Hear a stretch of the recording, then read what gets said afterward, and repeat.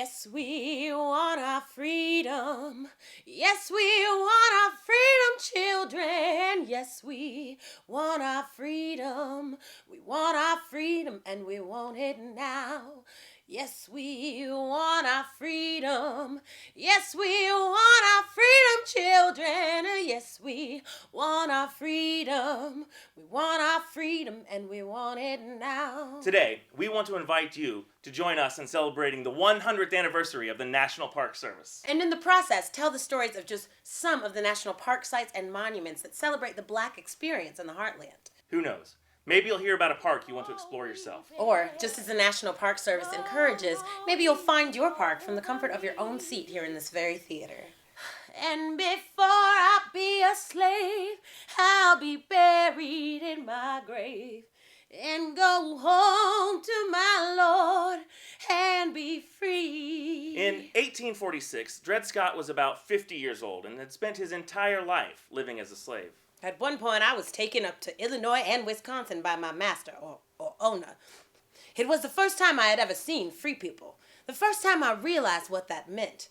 I knew it was something that I had to have. My good citizens, I urge you to look into your hearts and stand with me against this issue of slavery. I am an abolitionist, then urge me not to pause, for joyfully do I enlist in freedom's sacred cause. In 1863, Abraham Lincoln passed the Emancipation Proclamation.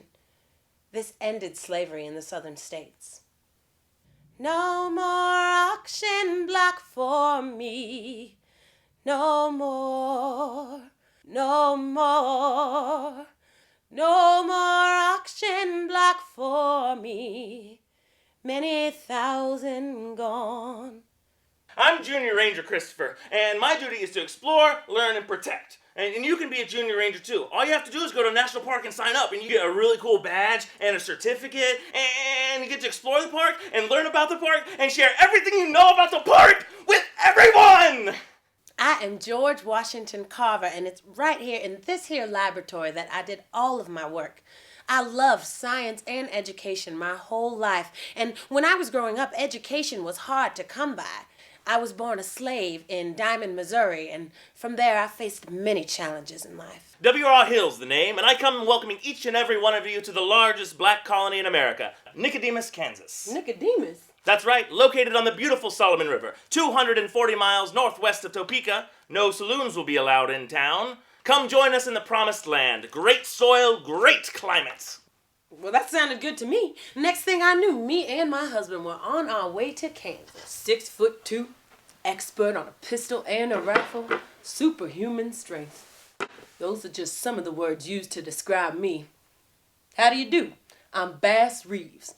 I was born a slave in the great state of Texas and grew to be one of the most famous deputies in the Wild West. Gertrude, this is a really good crowd here. Oh, it reminds me of when we renewed our vows at the Sleeping Bear Dunes in 1970. Gertrude, what are we doing on this here stage? These people didn't come here to see us. Can you believe it? It's 100 years old. The National Park Service. Why, it's such a big deal. I baked a cake. There were 9 of us in all. Our first day at Little Rock Central High School. Oh, I'm sorry. I'm Elizabeth Eckford, and I'm to be one of the first black students at Little Rock Central. I didn't have a telephone then, so I didn't get the message that we were all going to enter the school together.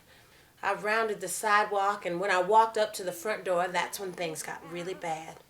Thank you for joining us in our celebration of the 100th anniversary of the National Park Service. And we hope you enjoyed our production of Lift Every Voice, the Black experience in the Heartland. We want our freedom, and we want it now.